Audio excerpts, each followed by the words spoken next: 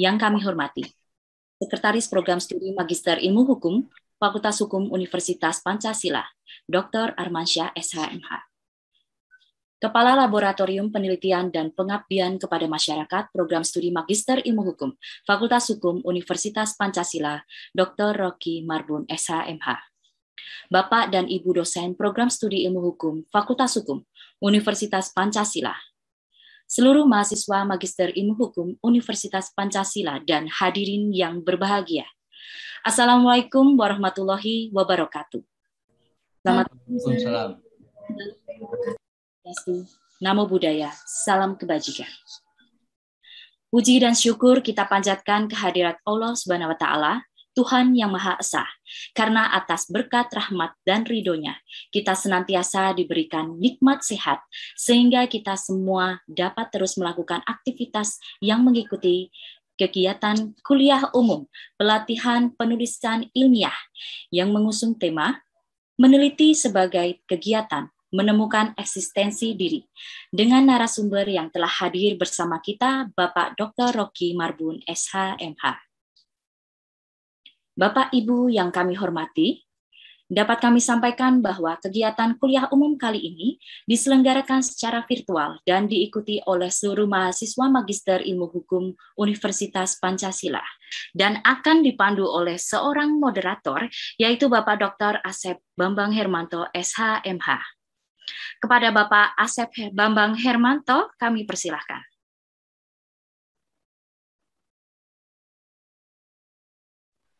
Belum dibuka, mic-nya belum. Baik. Terima kasih. Terima kasih Mbak Putri. Baik. Salam sehat selalu. Assalamualaikum warahmatullahi wabarakatuh. Semangat ya, walaupun sudah malam, agak gerimis, agak dingin, membuat kita harus tetap semangat.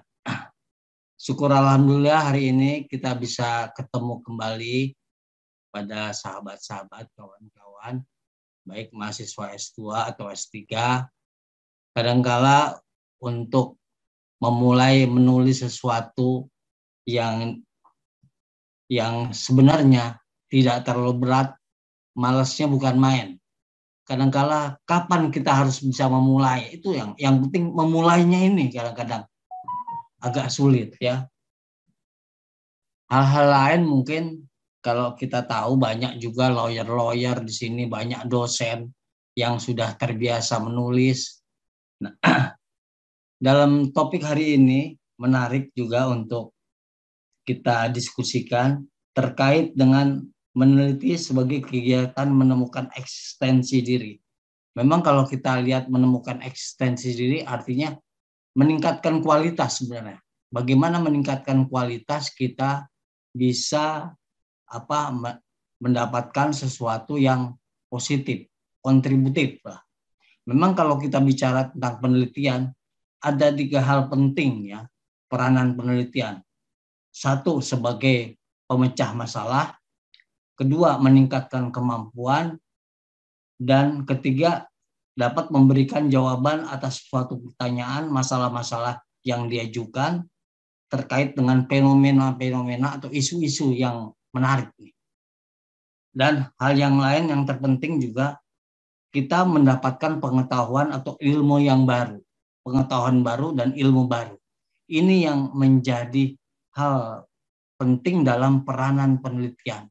Kadangkala seorang peneliti ini ya meneliti satu terkait dengan fenomena baru, dia dapat menemukan sesuatu ilmu baru nih. Apakah dia merenovasi, apakah dia memodifikasi teori-teori yang sudah ada.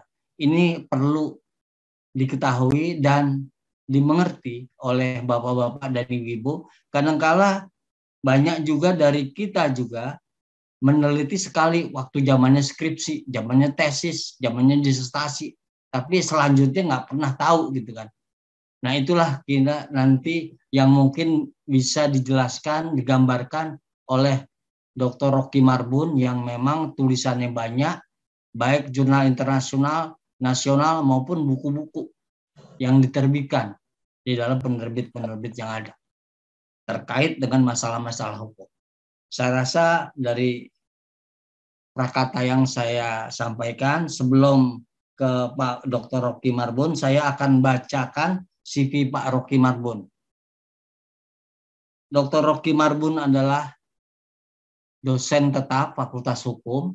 Dia meraih gelar doktor di Universitas Jayabaya, Mas ya. S2 di Jayabaya, S3 setengah-setengah nih. Ada Jayabayanya, ada Fakultas Hukum Pancasilanya, setengah-setengah. Setengah-setengah. Jadi lulusannya di Jayabaya. Bedanya kalau saya 1, 2, 3 di Unpad. Kalau Mas Rocky 1, 2, 3 di Jayabaya. Nah, ini. Itu yang. Dan Mas Rocky banyak sekali menulis buku-buku karya ilmiah yang tebal-tebal. Saya juga menulis, diajari Mas Rocky, ada 2 buku saya tulisan. Mudah-mudahan dalam diskusi ini juga Mas Rocky menyediakan door prize nih. Buku-bukunya akan diserahkan nanti kepada penanya-penanya. Nih, nanti kita akan pilih siapa yang bertanya dalam diskusi ini, nanti akan disediakan door prize. Nah, ya sekilas saja. Yang penting adalah bagaimana paparan Pak Rocky dalam diskusi ini untuk bisa memperluas lah ilmu pengetahuan yang dimiliki Pak Rocky, yang tadi Prof. Ade katakan ini super aktif. Mas Rocky ini super aktif, giat menulis. Nah, banyak lagi pengalamannya sebagai ahli, baik di proses pengadilan maupun di tingkat penyidikan, di kepolisian dan lain sebagainya, sebagai narasumber dan lain sebagainya. Inilah dia Dr. Rocky. Untuk itu kami persilahkan Dr. Rocky Marbun SH MH mempersilahkan untuk mempresentasikan makalah yang telah dibuat untuk bisa didengar kita semua. Terima kasih. Mas Rocky, monggo silahkan. Ya, terima kasih Mas Asep. Assalamualaikum warahmatullahi wabarakatuh. Salam hormat saya untuk Prof. Dr. Ade Sartono yang sedang melaksanakan tugas di Medan. Hormat saya juga untuk Mas Arman sebagai Staris Prodi dan rekan-rekan dosen PMIA, Fakultas Hukum UP, dan para mahasiswa yang hadir di Zoom hari ini. Saya izin untuk share screen dulu ya. Oke. Sudah terlihat ya Mas Asep ya? Lihat. Ya, saya mohon kalau suara saya agak terputus tolong dikabari, dikasih tahu karena dari kemarin Indosatnya lagi bermasalah ini. Mudah-mudahan hari ini nggak masalah.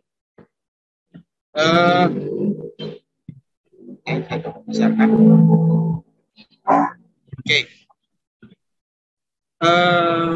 Tema hari ini berkaitan dengan penulisan ilmiah.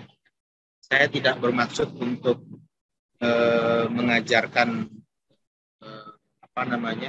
ikan berenang gitu ya. Saya yakin di kita sudah banyak juga yang melakukan penulisan atau penelitian.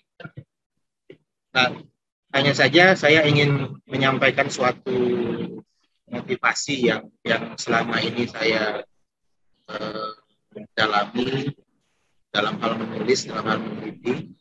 Jadi itu sebabnya saya menggunakan judulnya adalah meneliti sebagai kegiatan menemukan eksistensi diri. Ada motor? Tolong di mute. Ya, oke. Nah, menulis itu bagi saya sudah dimulai semenjak 2 tahun sebelum saya lulus S1.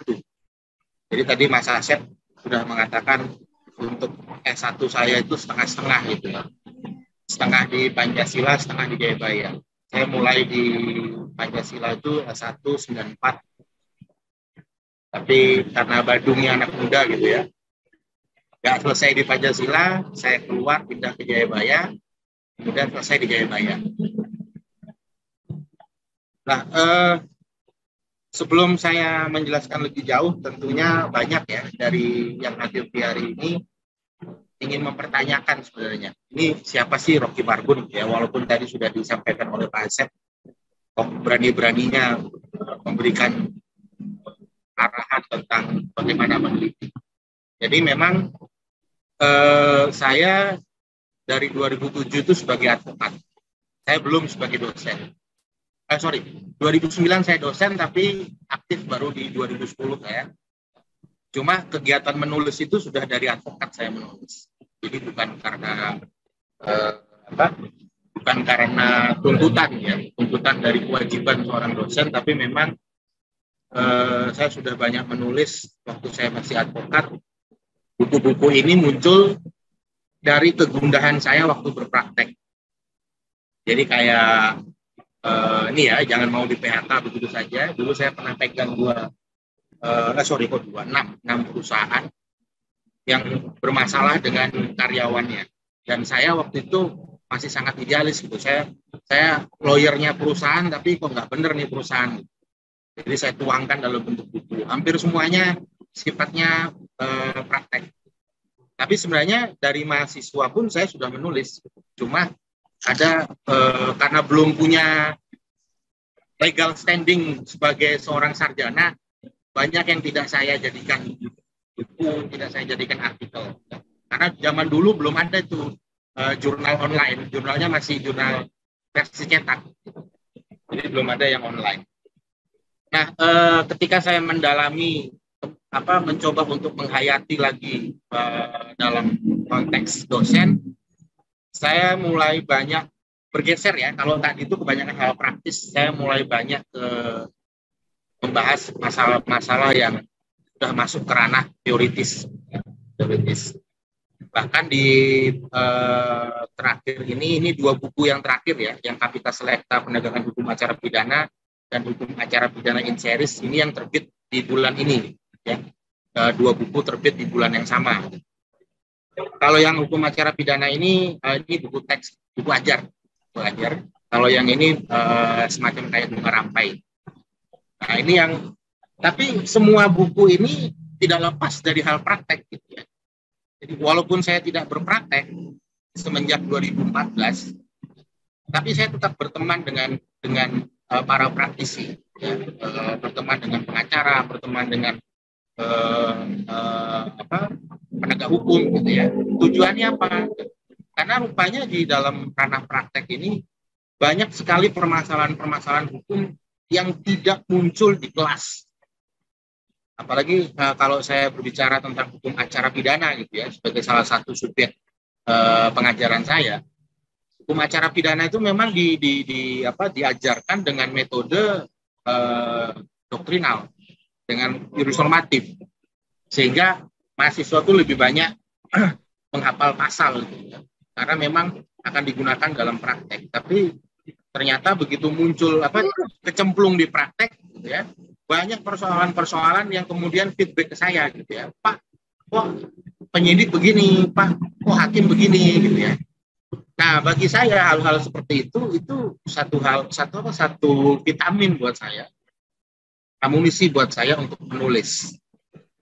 Nah, itu sebabnya saya dalam menulis itu tidak pernah kekurangan bahan. Saya tidak pernah kekurangan bahan. Selalu ada saja. Hanya saja yang menjadi persoalan begini. Terkadang ilmu hukum itu kekurangan konsep. Kekurangan konsep untuk membahas satu fenomena. Mayoritas ya common sense-nya ingin mengatakan bahwa ketika berbicara penegakan hukum, berbicara ilmu hukum dalam ranah praktek gitu ya, itu selalu dicoba dibahas dengan teori-teori hukum. Padahal teori-teori hukum itu tidak semuanya bisa menyelesaikan persoalan. Nah, saya mengikuti suatu prinsip bahwa hukum itu bukan ilmu yang mandiri. Ilmu hukum bukan ilmu hukum yang mandiri, bukan ilmu yang mandiri. Dia akan selalu bersinggungan dengan ranah sosial. Nah, itu sebabnya cara saya menulis akhirnya berubah. Nah, 2015 saya baru mulai menggunakan pendekatan interdisipliner. Nah, ini kenapa perlu saya sampaikan, karena sebagai seorang hukum pidana, gitu ya, pengajar hukum pidana, saya justru tidak punya guru besar pidana tuh. Beda dengan ahli pidana lainnya, itu terahnya selalu ada ke guru besar tertentu, gitu ya. Justru saya tidak. Yang mendidik saya itu justru banyak dari kalangan HTN, ya, banyak dari kalangan perdata, dan kalangan filsafat. Ya, tiga ranah ilmu ini yang justru membentuk saya dalam hal menulis. Nah, itu sebabnya di disertasi saya itu justru orang bingung melihat disertasi. Ini mau acara pidana atau HAN atau HTN nih? Bawa ini gitu ya. Karena saya mengikuti pandangan dari Paul Scotton bahwa setiap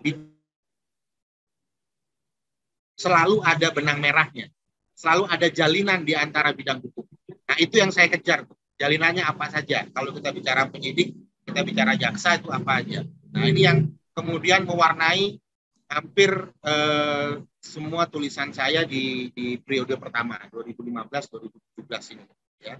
Termasuk Islam pun nomor 4 itu saya juga pakai, karena memang skripsi saya itu perbandingan pidana Islam dengan pidana nasional. Tesis saya juga. Nah, disertasi baru lompat ya, ke masalah acara pidana, lebih konsen ke situ. Nah, kemudian di kelompok kedua saya baru mulai multidisipliner, ya, sudah nggak interdisipliner lagi. Karena tadi ternyata dengan pendekatan interdisipliner ada persoalan-persoalan yang hukum tidak bisa memecahkan itu. Ya, misalnya kenapa penyidik ya itu ngotot benar dengan pendapatnya. Kalau kita pakai pendapatnya Jaya Pontir itu mengatakan bahwa penemuan hukum itu merupakan ranah otoritas publik yang dapat dipaksakan. Itu Jaya Pontir. Ya.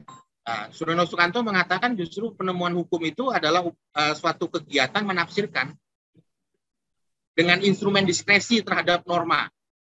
Nah, ini yang kemudian menyebabkan saya harus mengembangkan wawasan. Akhirnya menjadi tema-tema dalam penulisan saya menjadi beragam. Ya.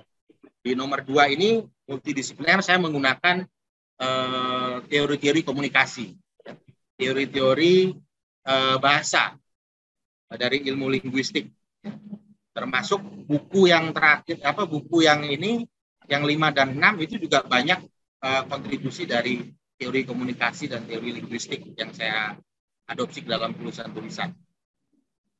Nah, di 2019 sampai 2020, ini kalau dilihat judul-judulnya juga nggak akan ketemu nih judul-judul dalam ilmu hukum gitu, karena sudah multidisipliner ya. Banyak dari ranah ilmu sosial yang saya gunakan untuk memecahkan persoalan praktek yang terjadi dalam ranah praktek.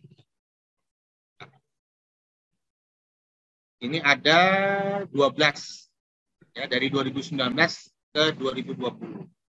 Nah, ada 13 nih. Nah, di 2021 ya, ini saya setidaknya ada berapa itu? Ada 15 ya. Ada 15 judul ya, yang sudah saya tulis, saya teliti gitu ya. Nah, salah satu yang memicu saya adalah 2 quote ini gitu ya. Tapi kalau quote pertama itu memang saya menemukan di beberapa tulisan. Kalau kau tidak tahan lelahnya belajar, maka kau harus menahan perihnya kebodohan. Imam Syafi'i. Nah, yang kedua baru quote saya sendiri. Jadi kalau nanti mahasiswa ada hubungan email dengan saya, di email saya pasti ada 2 ini. Dan ini yang menjadi reminder bagi saya supaya untuk tetap terus menulis. Jadi terkadang gini, kita itu perlu pemicu ya, perlu pemicu yang sifatnya itu konstan gitu. Supaya kita ketika melihat, kalau saya melihat quote ini, saya langsung terbangkit lagi semangatnya. Jadi ada pemicu yang harus kita buat untuk mengingatkan diri sendiri. Nah, di dalam persoalan meneliti, maka saya melihat ada dua penyebab. Yang pertama, meneliti sebagai kewajiban. Nah, ini biasanya dosen dan mahasiswa nih. Kalau dulu dosen itu ada tridharma, tuh ada meneliti, ada mengajar, dan ada pengabdian. Sekarang mahasiswa diwajibkan. Ya. Semua skripsi, semua tesis, semua disertasi itu harus di-upload secara online, bahkan dijurnalkan. Itu kewajiban, menjadi kewajiban. Sehingga terkadang ada konsekuensi tertentu. Atau juga bisa meneliti sebagai eksistensi. Kenapa saya mengatakan eksistensi? Karena sebenarnya kita sebagai orang yang berilmu, kita punya perasaan ingin dipandang orang. Ya. Itu mengakui atau tidak mengakui. Ya. Contoh yang paling gampang. Kalau ditanya persoalan, selalu dijawab. Ya.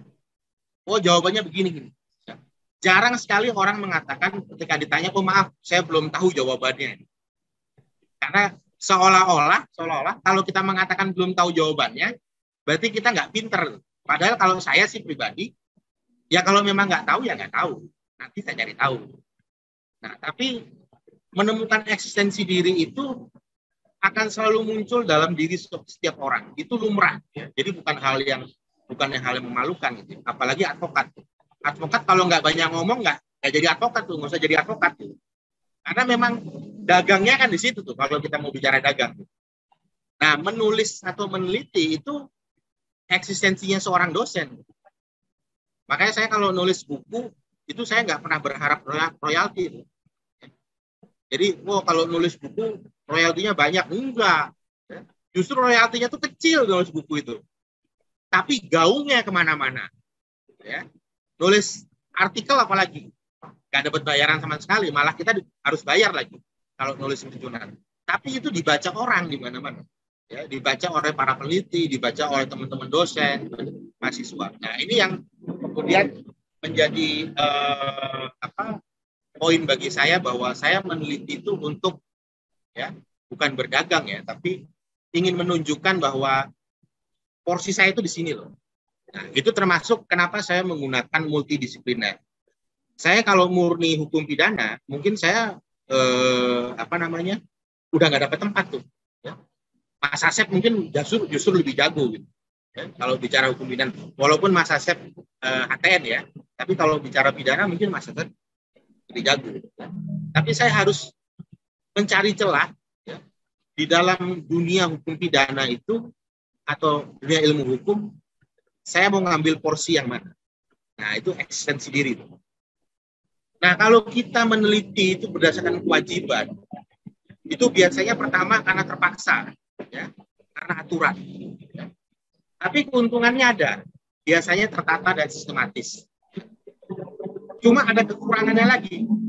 Orang yang meneliti karena aturan, orang yang meneliti karena ada sistematisasi, koherensi, itu biasanya dikekang oleh metode. Tapi ada lagi keuntungannya. Jadi saya tidak pernah mengatakan meneliti sebagai kewajiban itu sebagai hal yang jelek, nggak pernah. Itu hal yang bagus sepanjang mau meneliti. Ya. Pikirannya terpola. Ya. Jadi kalau saya melihat orang hukum pidana bicara begini, saya sudah bisa baca polanya itu. Oh, dia penganut pidana ini. Ya. Kebaca polanya. Ya. Kemudian pasti berbicara mengenai hal-hal yang sifatnya mainstream. Nah, berbeda dengan yang ingin menunjukkan eksistensi diri, saya mengambil porsi yang berbeda. Jadi ketika saya mulai menulis, khususnya ketika saya 2 tahun mau lulus S1, saya itu melakukan kontemplasi. Apa sih kelebihan dari saya? Rupanya saya baru sadar kalau dari SMA itu saya memang suka nulis.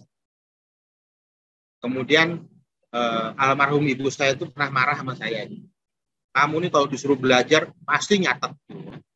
Jadi yang di buku tuh saya catat ulang gitu ya. Nah itu, berarti saya sukanya nulis. Nah cuma eksistensi yang didasarkan kepada hobi itu biasanya tidak tertata, tidak sistematis. Promotor saya itu pernah mengatakan begitu sama saya waktu saya pertama kali bikin draft disertasi. Kamu nih nulis kayak preman.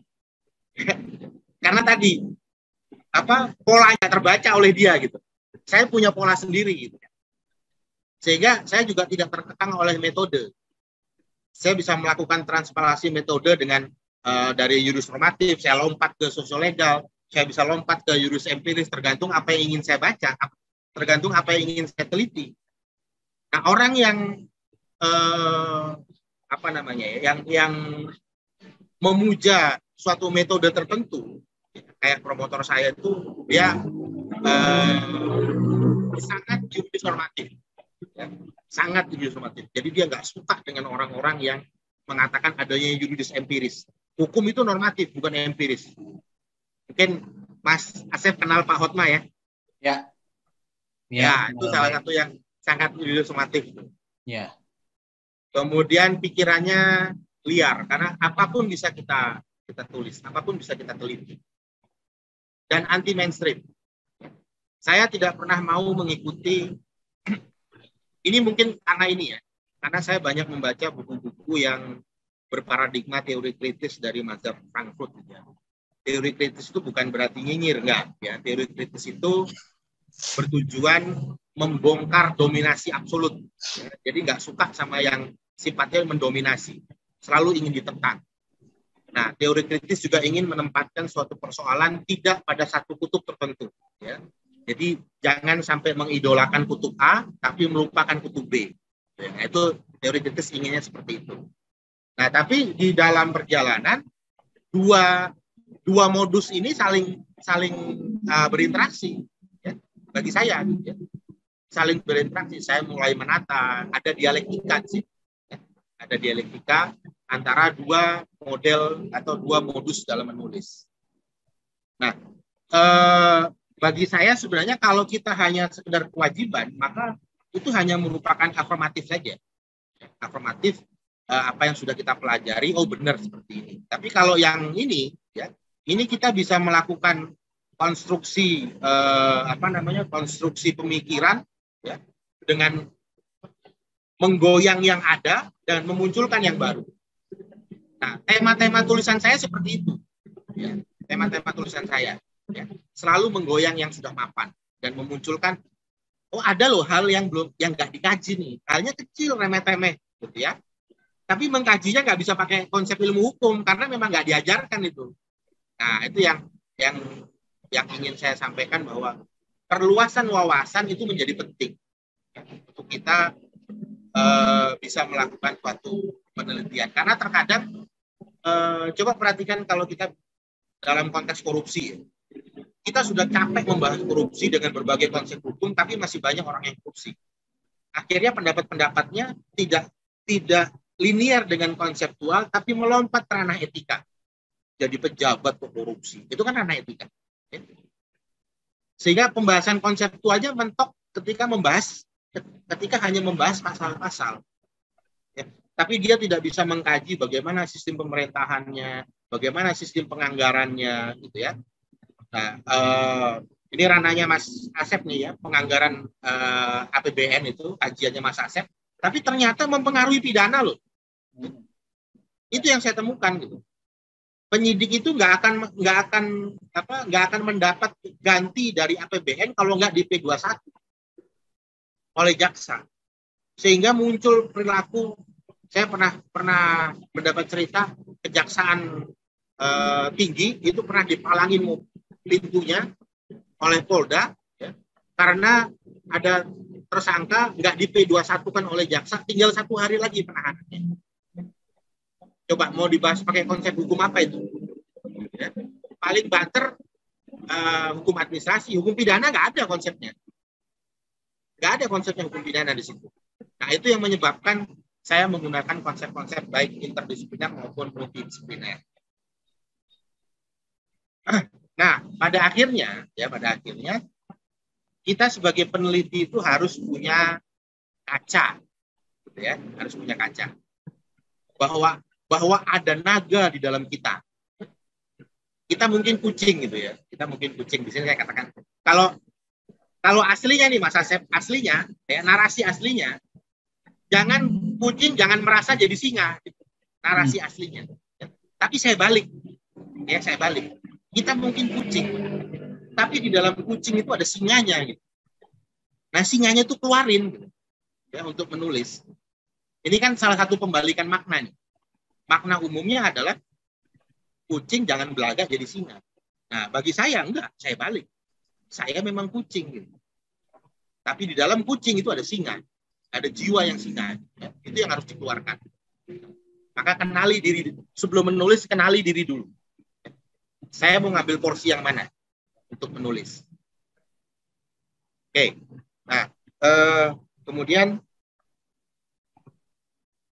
potensi diri dalam manusia. Nah, ini saya dapatkan melalui filsafat hermeneutik.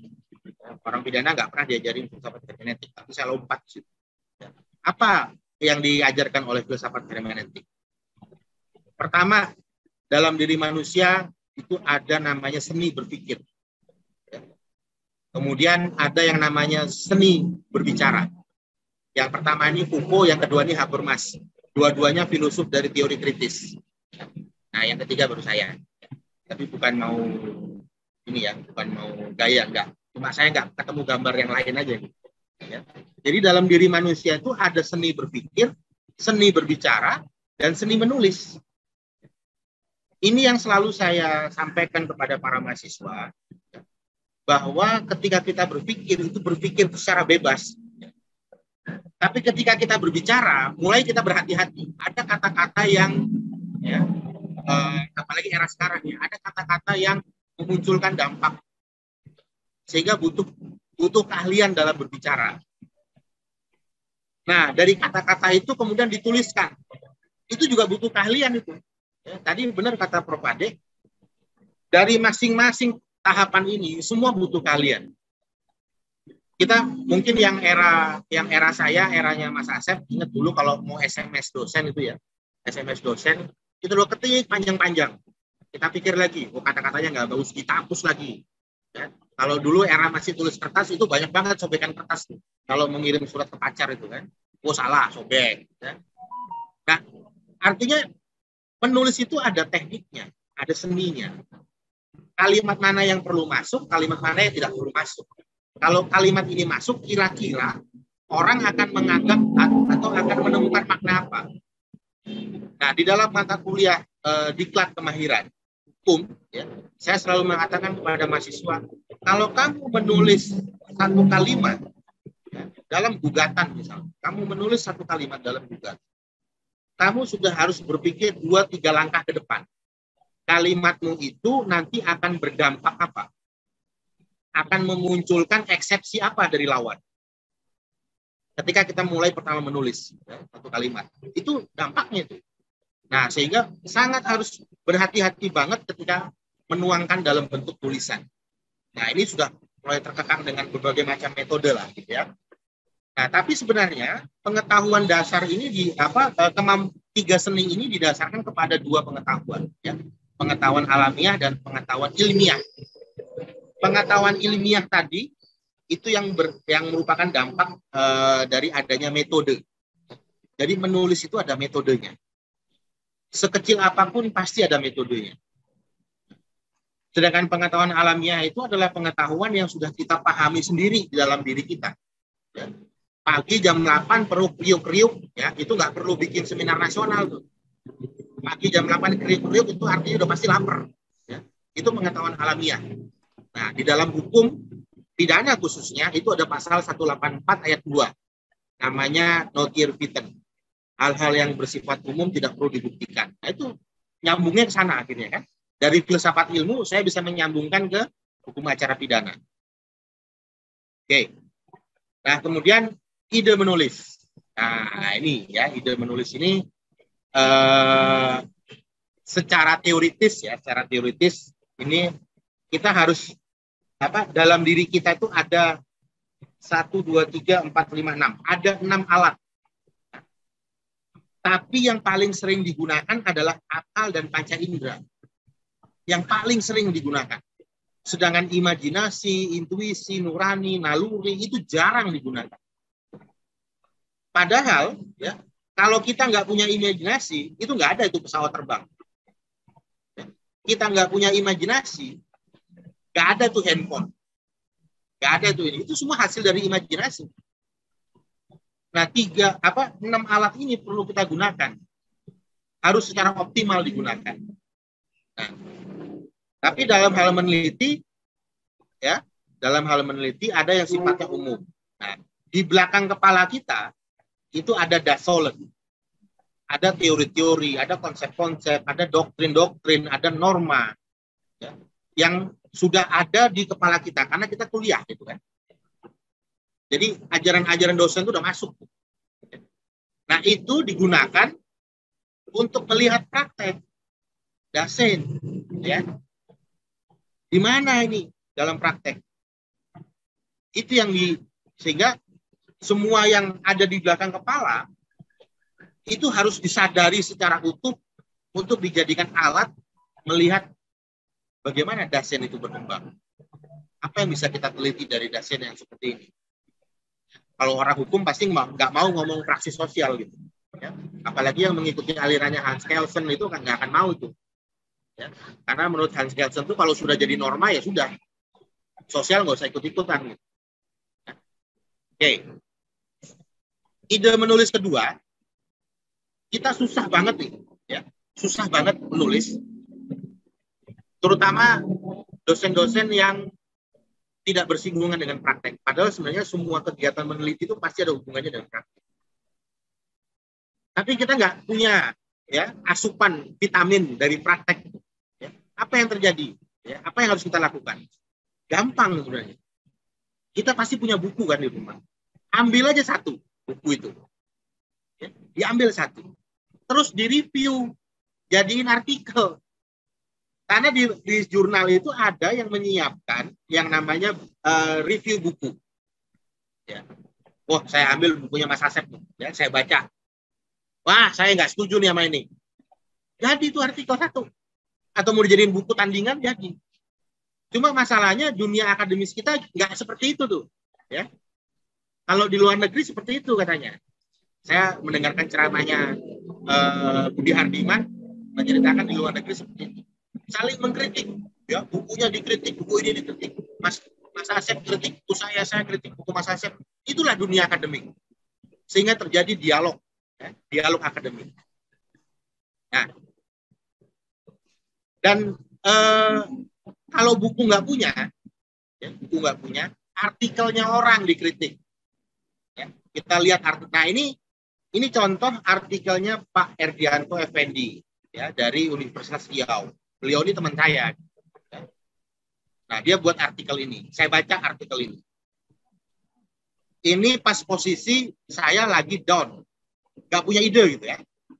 Wah, udah. Saya baca artikelnya Pak Ardianto. Oh, saya nggak setuju artikelnya. Akhirnya saya buat apa? Artikel tandingan. Ya. Dari relevansi pemeriksaan calon tersangka sebelum bertambah tersangka, saya bantah. Ya. Pakai konsepnya Foucault. Ya, Michael Foucault, Marcuse, Jürgen Habermas, sama De Saussure, filosof linguistik. Dikotomi relasi dalam penetapan tersangka, menguji frasa pemeriksaan calon tersangka melalui pra-peradilan. Saya kritik teman saya itu, ya, dan saya muat dalam jurnal yang sama. Saya muat dalam sama-sama jurnal nih, Undang Jurnal Hukum di Jambi. Wah, ini begitu saya kirim langsung dipublish nih sama pengelola jurnalnya. Karena apa? Karena dia seneng tulisannya yang di jurnal itu dikutip, jurnalnya dikutip, gitu ya, citasinya dia naik tuh. Jadi bukan cuma sekedar dialektika ilmiah yang sedang saya bangun, saya membantu teman saya untuk mensitasi tulisannya.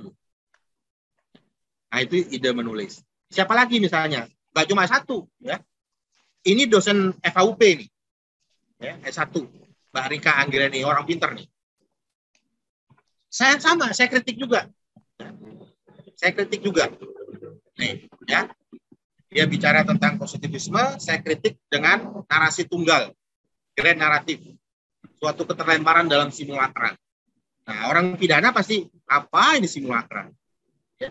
Jadi sebenarnya perbedaan pandangan itu bukan hal yang hal yang haram gitu ya istilahnya. Justru itu adalah suatu dialektika yang sifatnya konstruktif.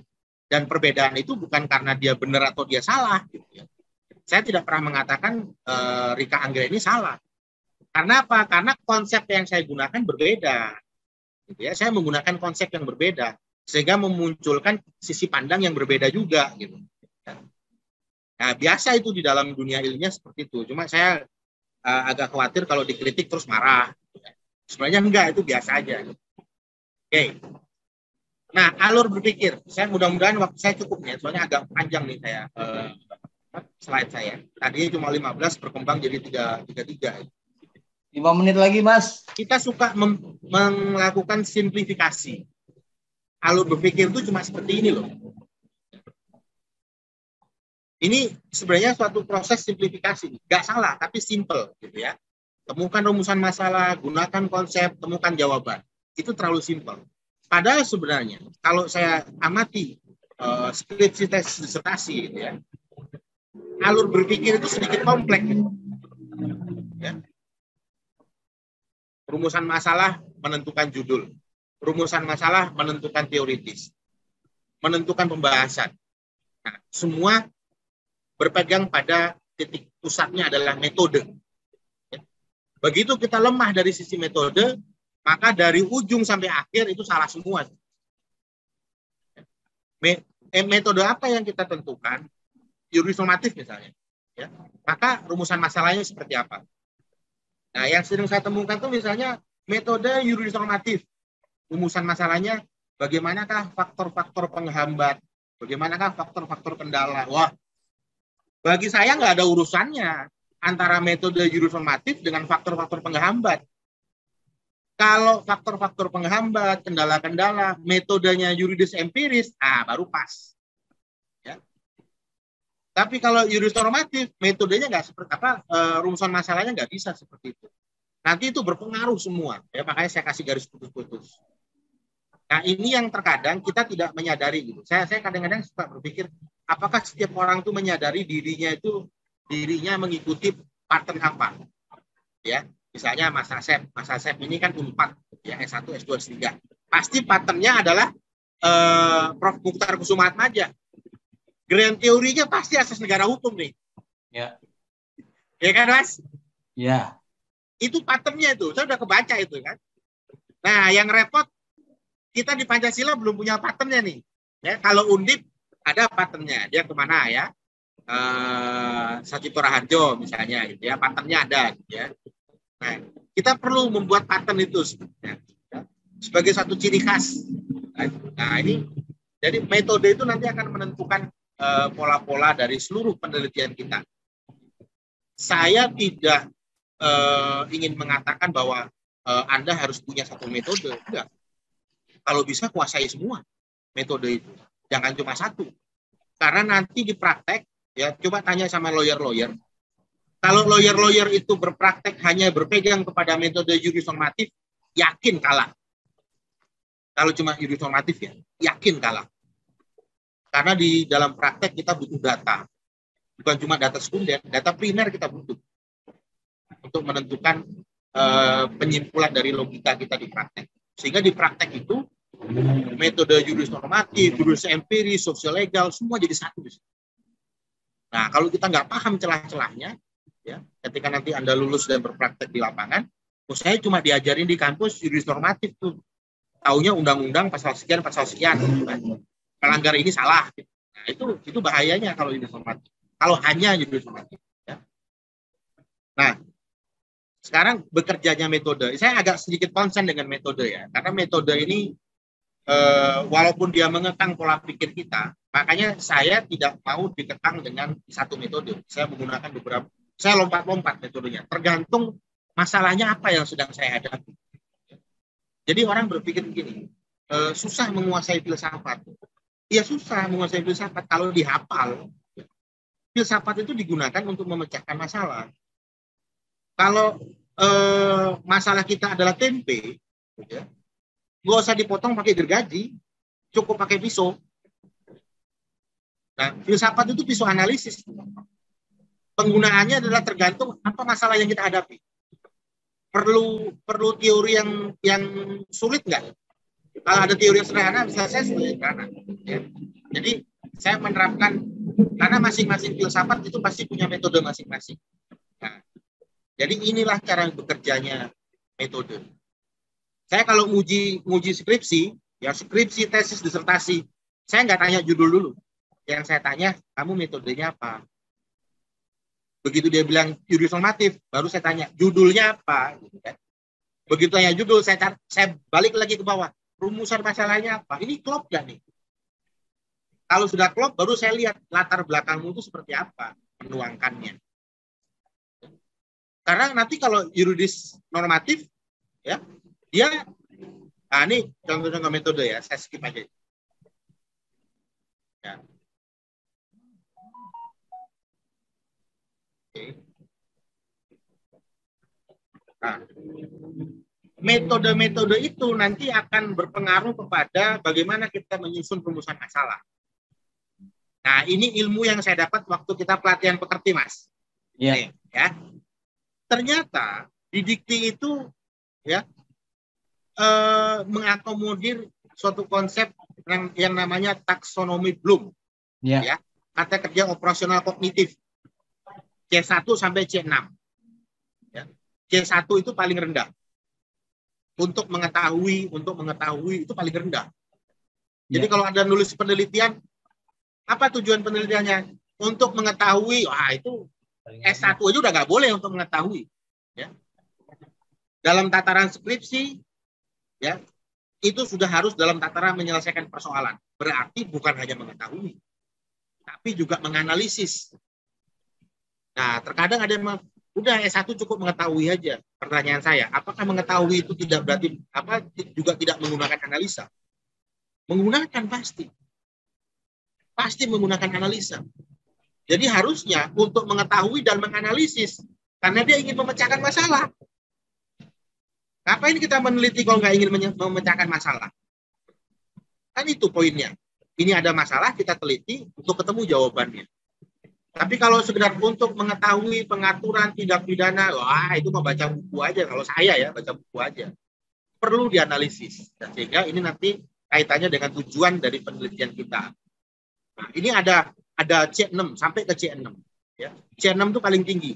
Membentuk sistem, ya, sudah mulai melakukan kategorisasi, ya, nanti bisa dibacain. Nah, itu pengaruh dari taksonomi Bloom terhadap merancang rumusan masalah. Nah, kemudian, ya,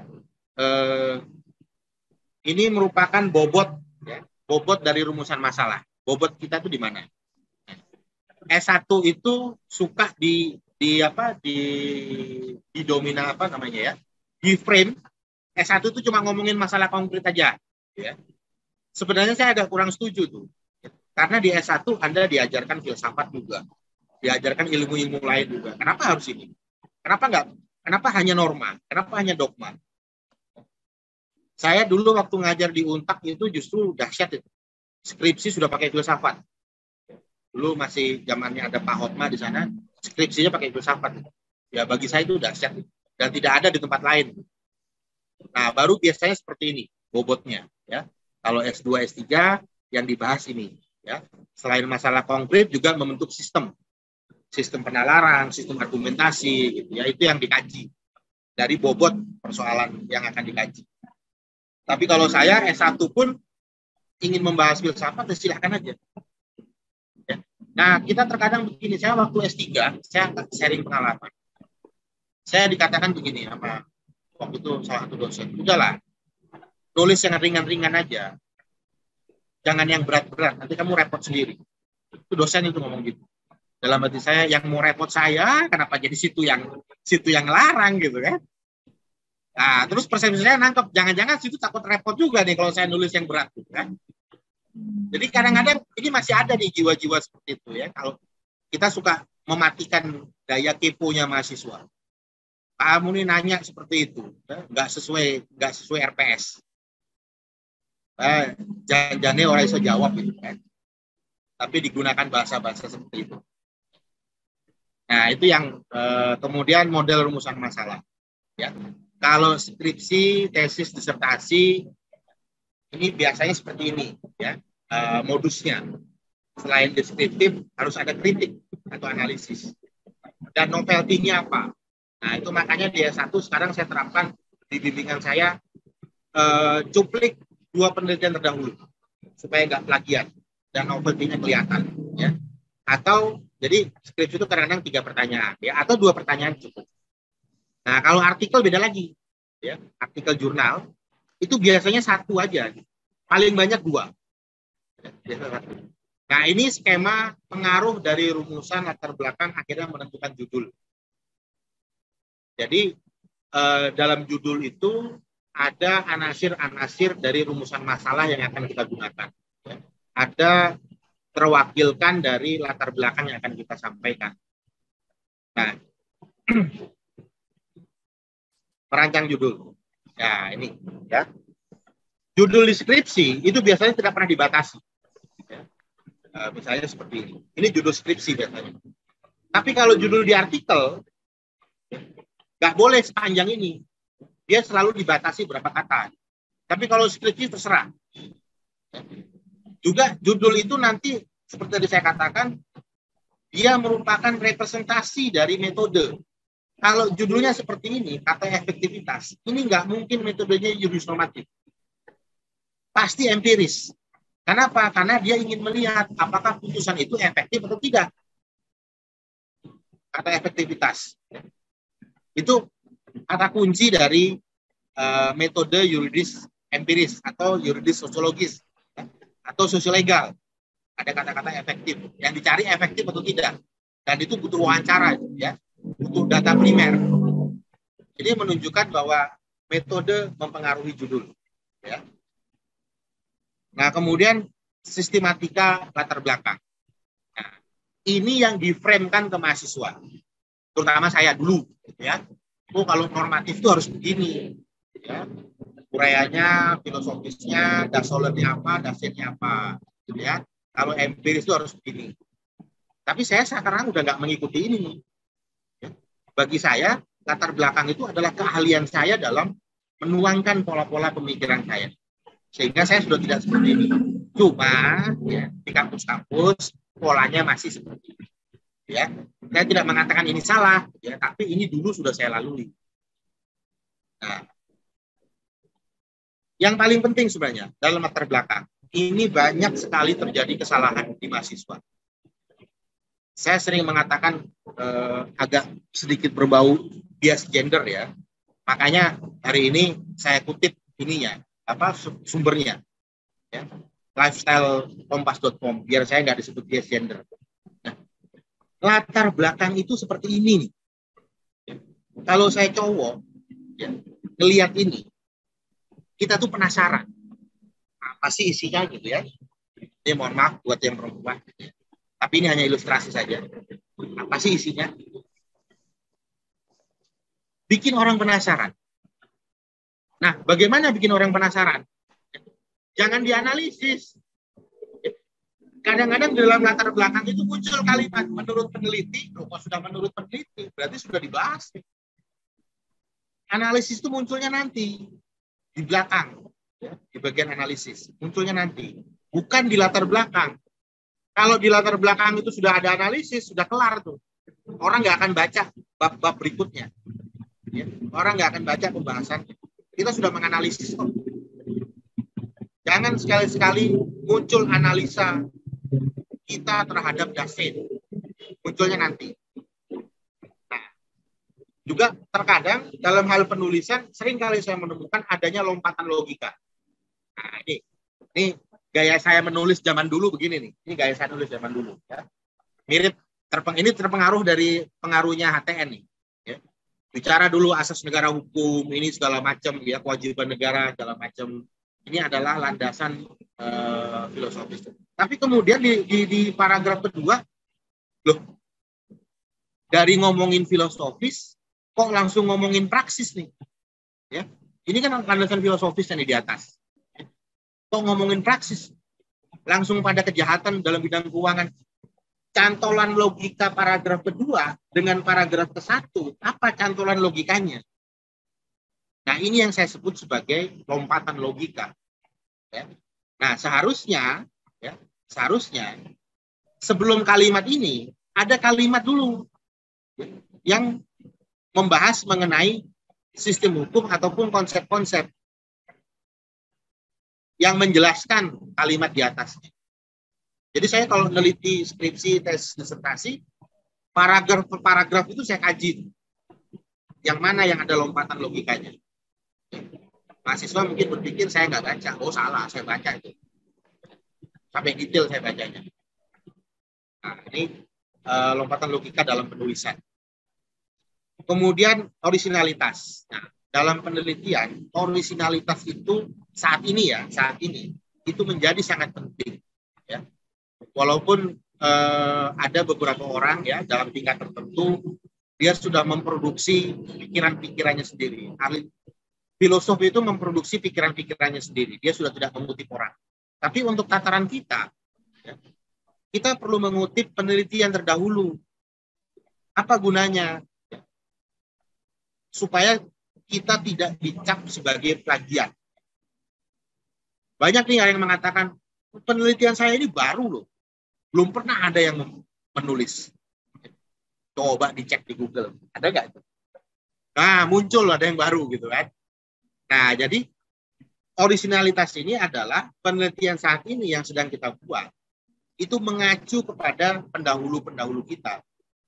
Dan itu merupakan merupakan benchmark dari Civil Law. Civil Law selalu begitu. Ya. Melihat menjadi mahasiswa penurut. Ya. Menurut Socrates, menurut Aristoteles itu mahasiswa penurut. Dan itu diturunkan ya secara tradisi sampai hari ini. Saya pun masih terjebak di situ. Ya. Kalau Prof. Ade sudah enggak tuh. Beliau sudah jadi pabrik soalnya. Ya. Jadi sudah enggak seperti ini lagi gitu. Nah, tapi saya masih seperti ini. Karena mau nggak mau untuk menghindari plagiasi. Nah, kemudian analisis dalam pembahasan. Ya, nah, ini bagian yang buat saya adalah bagian yang paling menyenangkan. Ya. Karena di sini ini adalah tempat bercampurnya segala macam konsep yang kita ajukan untuk membahas suatu permasalahan. Bisa nggak kita konsisten di bagian analisisnya? Bisa nggak kita konsisten terhadap teori-teori yang sudah kita kemukakan, terhadap fakta yang sudah kita kemukakan? Nah, terkadang dalam penulisan, di bab 2 itu kan biasanya teori ya. Teori, bab 3 konsep atau objek gitu ya.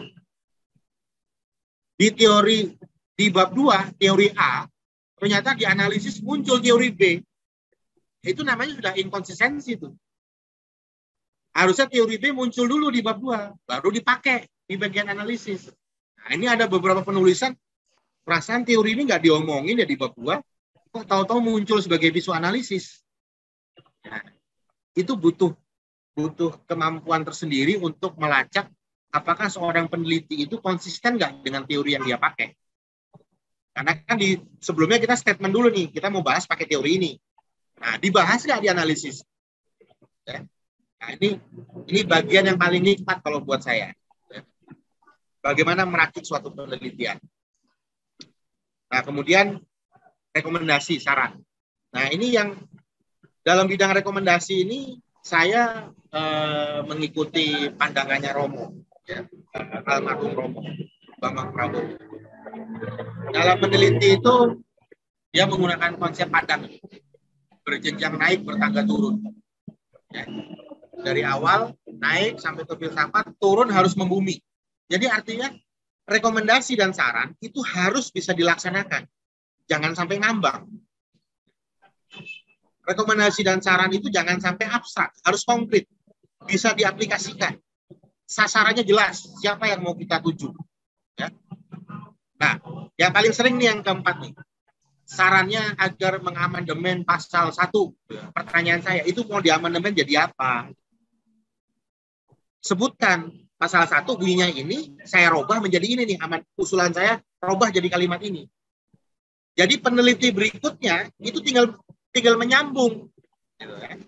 Nah, penelitian yang baik bagi saya nih ya, penelitian yang baik adalah penelitian yang meninggalkan persoalan bagi peneliti yang lain.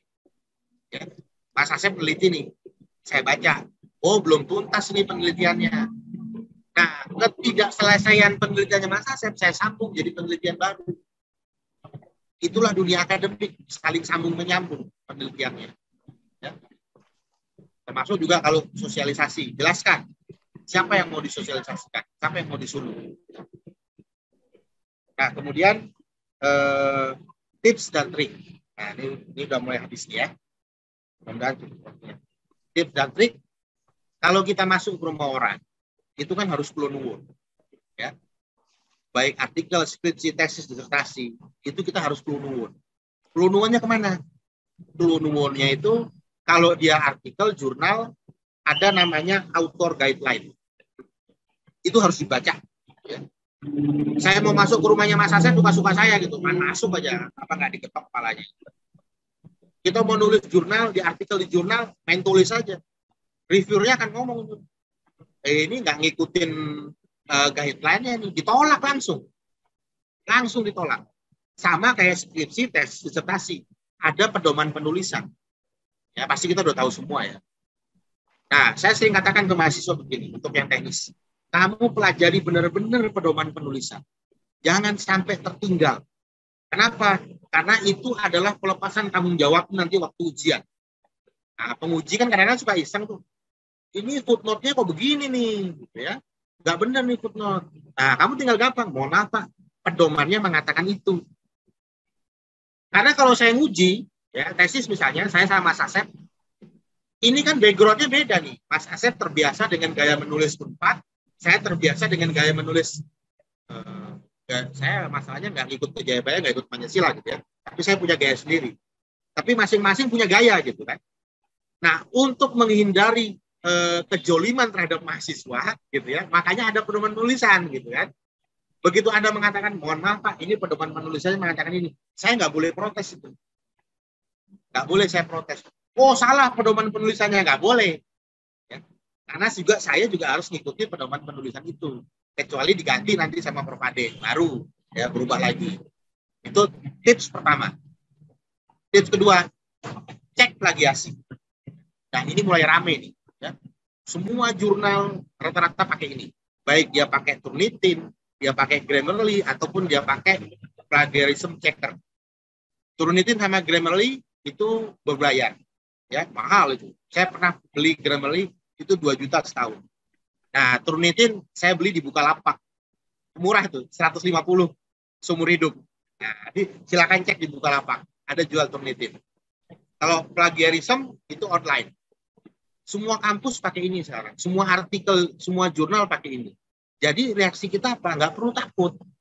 Karena sebenarnya untuk menghindari plagiasi, kita hanya membutuhkan kemampuan melakukan parafrase. Hanya itu. Ya. Parafrase itu, Mas Asep nulis satu paragraf. Saya ambil maknanya, saya tulis dengan gaya yang berbeda. Itu parafrase. Dan untuk bisa itu, cuma 2 kuncinya. Banyak baca, banyak diskusi. Cuma 2 itu kuncinya. Supaya kita bisa melakukan parafrase. Nah, kemudian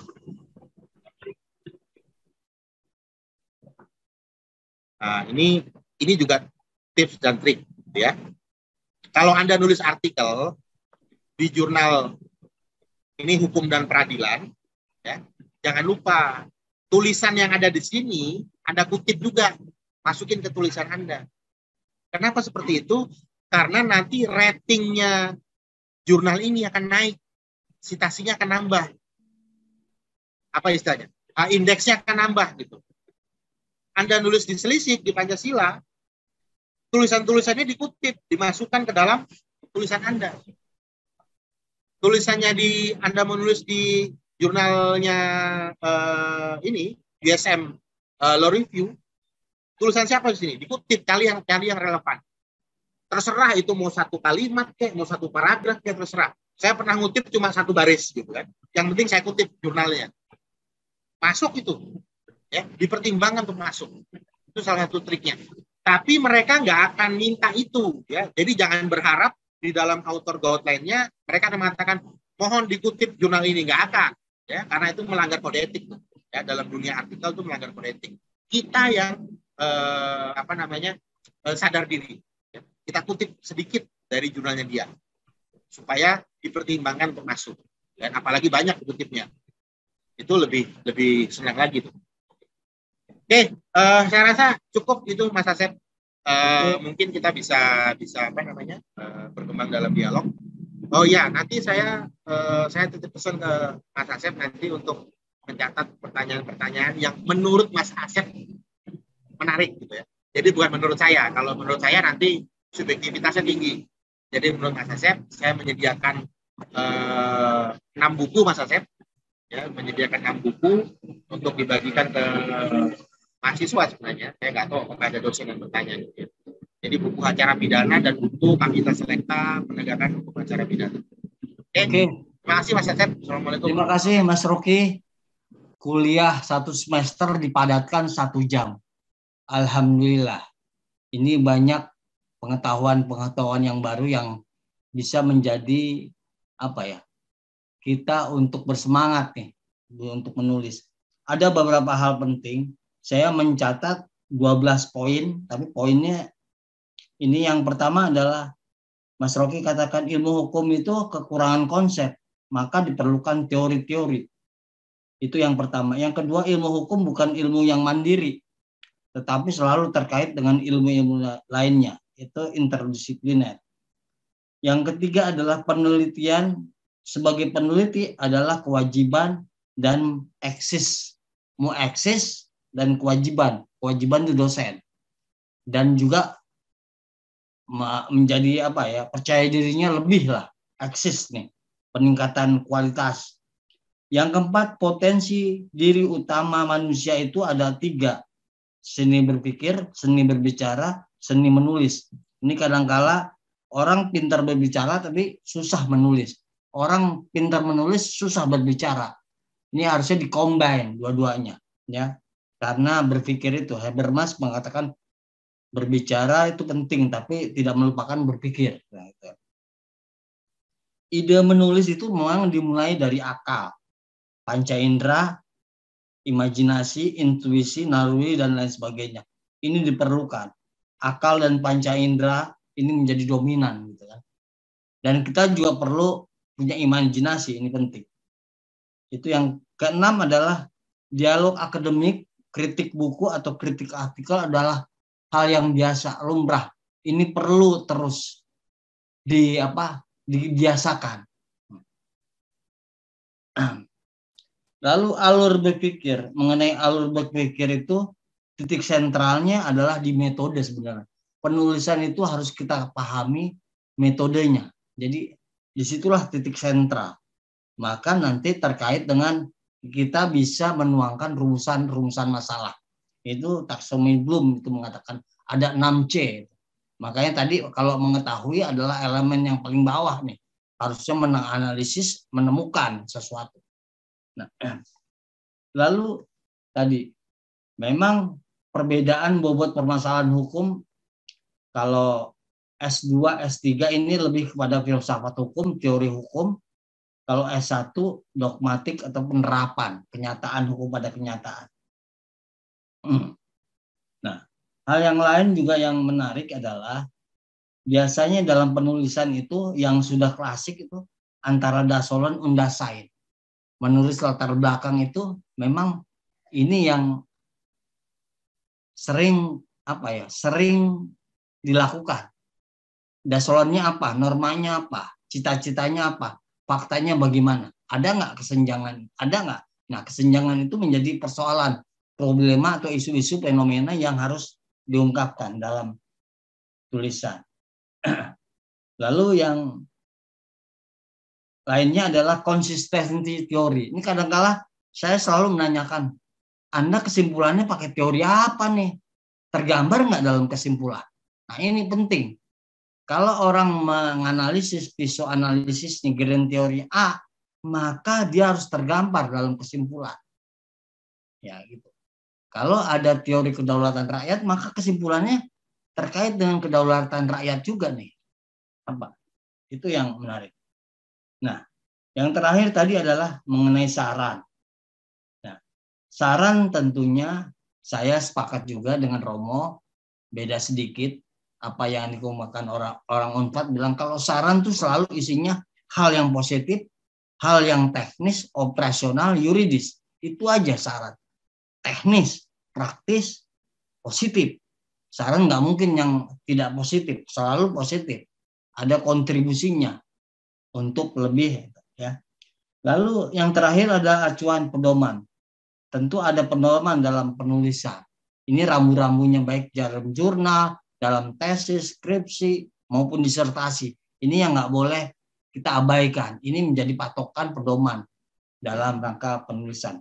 Itulah yang dapat saya ambil saripati yang tadi dibacakan atau diuraikan oleh Mas Rocky Marbon. Untuk itu mungkin 3 pertanyaan yang bisa ditanyakan oleh para mahasiswa atau audiensi. Untuk itu bisa mengacungkan tangan atau langsung berbicara juga tidak apa-apa. Nanti masalah door prize nanti kita yang menilai. Pertama Pak Heru, saya catat dulu ya nama-namanya. Pak Heru, monggo Pak Heru. Siapa lagi? 3. Siapa ya? Ada lagi selain Pak Heru? Pak Dr. Surya. 1 Pak Heru Winarko. 2 Dr. Surya Wiratno. Ada lagi 1 lagi? Siapa lagi? Ada? Kalau enggak 2 dulu. Monggo Pak Heru. Baik, makasih Pak kesempatannya. Ini terima kasih Pak paparannya sangat menarik Pak Rocky. Khususnya tadi saya fokus benar masalah latar belakang Pak. Memang kebanyakan salah menulis itu di latar belakang sudah ada analisis, malah ada kesimpulannya Pak. Jadi tidak menarik Pak. Saya sangat tertarik sekali Pak paparan Bapak ini. Mungkin bisa ada tambahan Pak kuis atau tip Pak. Bagaimana cara membuat latar belakang yang bisa menarik penulis Pak. Terima kasih Pak. Membuat latar belakang yang menarik penulis. Itu mungkin satu Mas ya. Saya jawab dulu yang ini. Biar boleh, oke. Bung, silakan. Oke. Makasih Pak Heru. Kalau kita mengacu ke skema teori formatif ya, biasanya memang di latar belakang itu selalu dimulai dari hal-hal yang bersifat abstrak. Kewajiban negara, bagaimana negara mengelola sistem peraturan undang-undangnya, kemudian masuk kepada objek, misalnya kita mau bahas apa nih, kejahatan di bidang misalnya bidang perbankan, ya, mulai masuk bagaimana pentingnya pengaturan di bidang perbankan terhadap masyarakat, ya, baru masuk kepada aturan-aturannya, ya, konsep-konsep dasarnya, walaupun tidak semua, ya, jadi mungkin ada mahasiswa yang terlalu semangat gitu ya, terlalu semangat. Di bab 1 di latar belakang itu banyak banget konsep dimasukkan. Konsep ini menurut ini nggak terlalu ini terlalu gemuk nantinya. Karena kita berpikir itu suatu penelitian ya, itu akan selalu bersifat piramida ya. Jadi dia naik ke atas, paling puncak di atas, nanti turun lagi ke bawah ya. Nah, sehingga cuma kalau di latar belakang dan naik ke atas jangan sampai turun. Kalau udah turun udah analisis tuh, digantung aja di atas tuh. Ya. Jadi habis ngomongin dasolan segala macam, kita masukkan fakta konkretnya. Misalnya begini, saya kasih contoh misalnya dalam hal pidana ya, saya kasih contoh. Seorang tersangka ataupun terdakwa berhak didampingi oleh kuasa hukum. Itu dasolan. Ya. Saya masuk lagi ke dasolan. Pasal 115. Ya. Seorang penasihat hukum dalam mendampingi hanya mendengar dan melihat. Ya, masih dasolan nih. Saya masuk ke objeknya. Pengacara X ketika mendampingi A diusir oleh penyidik. Ya. Itu fakta itu. Ada pengacara lagi dampingin diusir. Coba cari di KUHAP. Ada nggak solusinya? Nggak ada. Nah, imajinasi bermain di situ. Tapi imajinasi jangan dituangkan dalam latar belakang. Nanti dianalisis dituangkannya. Ya. Jadi ada dasolennya, ada dasennya. Loh, pengacara berhak loh mendampingi klien, tersangka ataupun saksi, berhak. Tapi KUHAP juga bilang, pengacara waktu mendampingi hanya mendengar dan melihat. Nggak ada itu berbicara, itu nggak ada. Mendengar dan melihat, coba cek 115, terutama di penjelasannya. Nah, bagaimana kalau ada, sedangkan di pasal 117, nah ini saya kaitkan lagi nih ke dasolen. Pasal 52 mengatakan bahwa tersangka, saksi, terdakwa dalam memberikan keterangan harus dalam keadaan bebas. Saya kaitkan lagi ke pasal 117 ayat 1. Pemeriksaan tersangka atau saksi harus diperiksa dalam keadaan tidak tertekan. Sekarang penyidik bertanya, ya, ngomongnya halus, matanya melotot. Ya. Ngomongnya halus, matanya melotot, pertanyaan diputer-puter. Di dalam pasal 166 disebutkan, pertanyaan tidak boleh menjerat. Nah, tugas lawyer adalah mengingatkan, itu pertanyaan menjerat. Tapi boleh nggak ngomong? 115 melarang untuk ngomong. Hanya mendengar dan melihat. Nah, itu kan persoalan. Nah, itu digantung, Pak. Digantung itu sampai di situ. Dengan data-data kita ambil dari media. Oh, lawyer ini ya diusir, lawyer ini diusir. Udah sampai situ aja. Jangan dikomentarin tuh. Komentarnya nanti di belakang. Itu kira-kira contohnya, Pak Heru. Makasih, Pak. Yang kedua, monggo Pak Surya, Dr. Surya, monggo, silakan. Ya, terima kasih, Saudara Moderator. Yang saya hormati Pak Marbun. Bagus sekali Pak, paparannya Pak, saya tertarik Pak. Kebetulan saya S2-nya dulu di Pancasila dan S3-nya di Jayabaya. Jadi kira-kira satu rel kita Pak. Dan saya juga kebetulan advokat juga. Nah ini jadi makin tertarik. Dan saya juga dosen. Saya dosen di Unhan. Ya. Nah, sementara pertanyaan saya yang ringan aja Pak. Nanti mungkin yang lebih mendalam saya justru ingin ketemu sama Bang Marbun ini. Tentang tadi penjelasan strata 1 tadi. Strata 1 ternyata Abang sampaikan tidak cukup hanya mengetahui. Nah, ini menarik bagi saya. Ya, harus menganalisa juga. Saya ngajar di S2, saya juga ngajar di S1 di Ibnu Khaldun. Di mana standar di sana itu seperti itu, hanya cukup mengetahui, tidak perlu menganalisa. Apalagi tadi Abang mengatakan, harus pakai filsafat. Wah, ini luar biasa. Ini menarik bagi saya Bang. Terus terang pengalaman mengajar saya juga belum lama karena saya dinas baru purna 2017 yang lalu, dan juga ilmu hukum saya walaupun saya lempeng hukum terus, tapi juga karena sambil tugas jadi kurang dari apa yang Abang sampaikan tadi. Nah, dari penjelasan S1 itu saya jadi bertanya-tanya, terus kalau standarnya S1 seperti itu, S2-nya seperti apa? Dan S3-nya seperti apa? Karena saya juga ngajar juga di S3, nguji juga, supaya saya nggak ngerti. Saya senang pemikiran Abang yang out of the box ya, menurut saya. Dari pakem-pakem yang ada itu, Abang ceritakan out of the box gitu loh. Nah, ini menarik bagi saya. Mohon penjelasan Bang, yang S2 dan S3 itu kira-kira seperti apa? Ya, baik. Makasih Mas Surya. Jadi saya sebenarnya berangkat dari pola pikir yang sederhana. Saya ambil ilustrasi misalnya untuk urusan makan ya. Untuk urusan makan. Antara saya dengan Mas Surya, ketika melihat sate kambing, mana yang lebih banyak berpikir? Kalau saya akan berpikir 2 kali tuh. Sate kambing. Kolesterol saya segini. Ini saya makan, kalau nggak makan obat, kelepek-kelepek nih saya ini. Okay. Itu urusan sederhana tuh Mas. Jadi artinya begini, manusia itu ketika menafsirkan, ketika bertemu suatu persoalan, dia tidak pernah lepas dari hal menafsirkan dan menganalisis. Itu selalu jadi satu. Selalu jadi satu.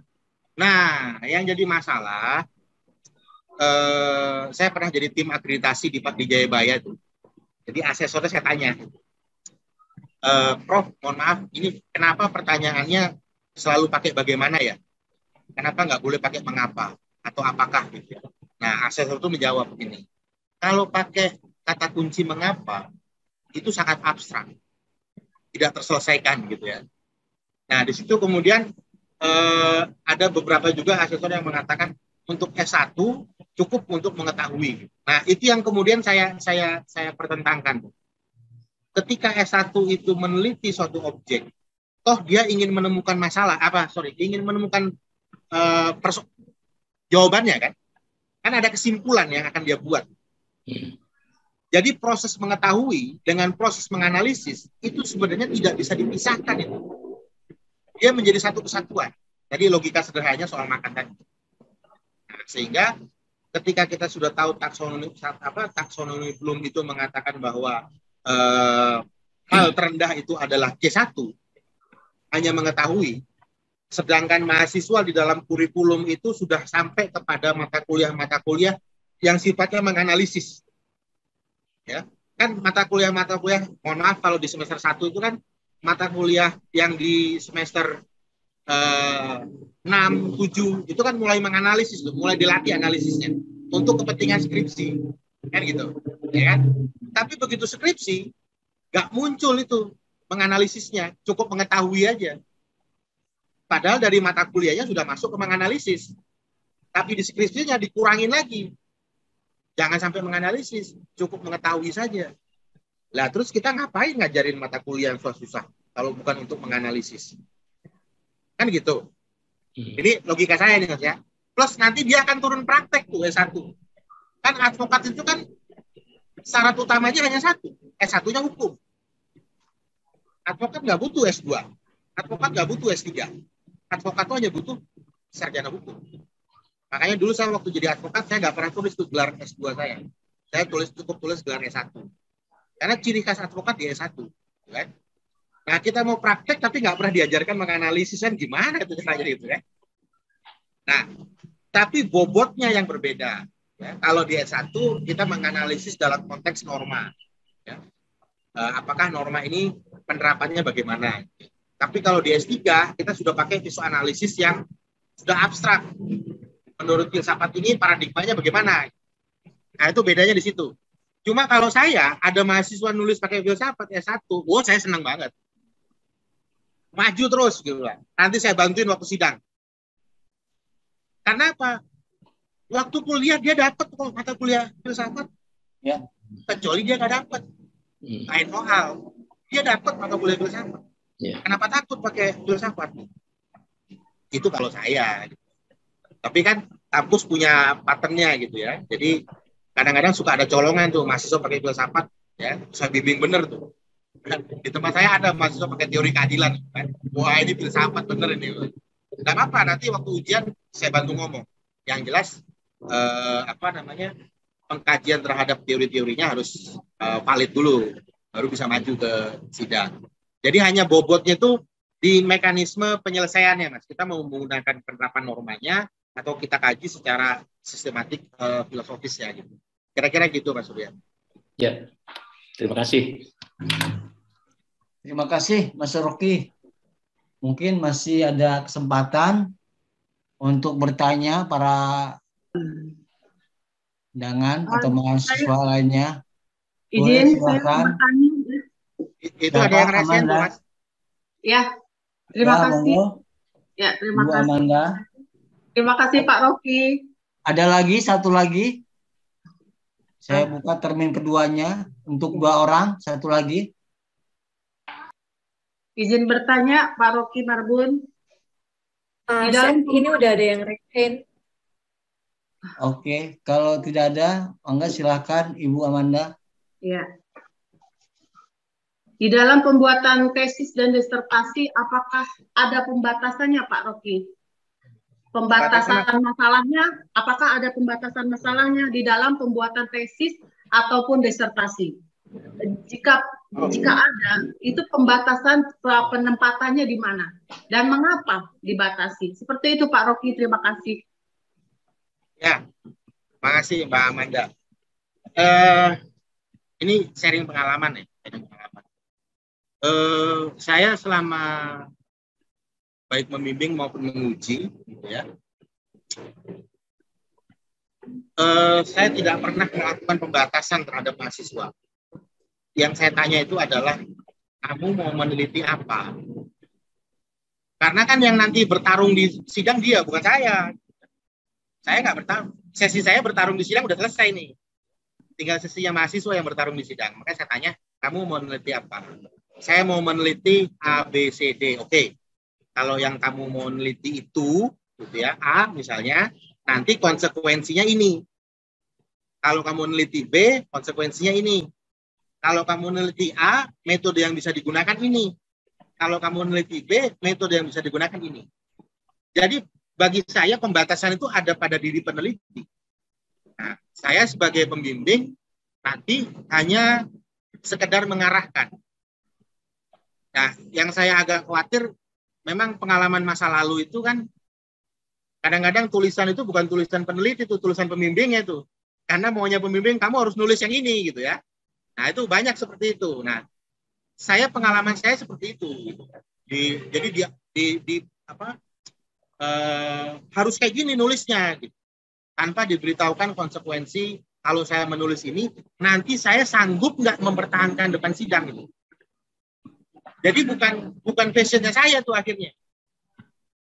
Nah, saya tidak ingin itu terjadi di mahasiswa saya. Makanya saya selalu tanyakan, kamu nulis apa? Nulis ABCD. Oke, konsekuensinya ini. Sanggup nggak? Kalau sanggup ya sudah, kamu pilih ini. Walaupun saya nggak setuju dengan dia. Saya suka sekali tuh fenomena Prof. Sri Sumantri dengan Prof. Mahfud ya. Prof. Sri Sumantri itu di akhir hidupnya itu pernah mengatakan sama saya waktu saya memilih judul.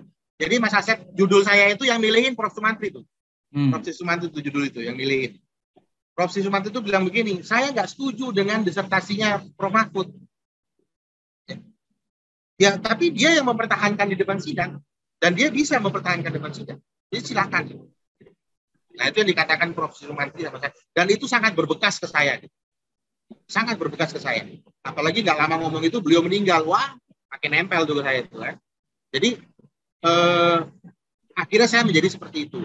Saya tidak pernah bisa membatasi mahasiswa itu menulis apa, objeknya apa, tapi saya akan memberikan konsekuensinya apa, dan hal yang terburuk yang terjadi itu apa. Sanggup nggak? Kalau sanggup, ayo maju bareng-bareng. Saya pembimbingnya. Itu aja kalau saya, Mbak. Jadi saya nggak pernah membatasi mahasiswa. Dan memang penelitian itu sebenarnya nggak ada batasnya. Tergantung yang neliti. Yang neliti itu mau ngomong apa gitu. Kira-kira begitu, Mbak Amanda. Ya, terima kasih, Mas Rocky. Ada pertanyaan lain, sesi lain? Izin, Pak. Ada yang mau bertanya, silahkan untuk langsung menanyakan. Ya, Pak Asep. Monggo, silakan. Izin, Pak. Monggo, silakan. Ya, baik. Terima kasih Pak atas kesempatannya. Saya sangat menarik sekali Pak apa yang Bapak sampaikan, terutama yang terkait 3 potensi utama ya dalam manusia ketika membuat suatu analisa ya. Pertama itu kan ada seni berpikir, seni berbicara, dan seni menulis. Ya. Saya mungkin ada di kriteria yang 3 itu. Nah, saya kemarin itu sempat mau menulis terkait kasus mungkin baru-baru ini yang pernah viral di Instagram maupun di YouTube terkait pembelaan seseorang yang dibegal tapi dia membalas orang yang membegal itu tapi dia mati gitu kan. Itu kan sempat dia dilakukan penangkapan dan itu sempat ditahan juga gitu ya. Itu saya sudah melakukan penelitian Pak. Tapi sepertinya memang setelah saya melihat paparan Bapak tadi, ada konsep yang salah selama saya mencoba untuk melakukan penelitian itu. Dalam kasus itu Pak, menurut Bapak sendiri, apa Pak yang paling cocok? Apakah yuridis normatif atau yuridis empiris? Karena kalau kita lihat dari yuridis normatifnya kan itu udah jelas gitu kan. Itu adalah notware. Jadi bela paksa terhadap suatu keadaan yang mengharuskan dia untuk melakukan pembelaan gitu ya. Nah, dalam hal semacam ini metode apa yang paling cocok Pak? Begitu Pak kira-kira. Ya. Mas siapa tadi, Mas Imam ya? Mas Agus. Mas Agus ya. Oke. Ya. Jadi itu kasus seperti itu ada beberapa yang mirip ya. Ada beberapa yang terjadi di berbagai daerah mirip seperti itu. Jadi memang kalau juris normatif itu identiknya adalah data yang harus dimiliki adalah putusan pengadilan. Ya. Identiknya seperti itu. Identiknya. Karena menganggap itu sudah inkrah, harus putusannya sudah inkrah, gitu ya. Kemudian faktanya jelas termuat di dalam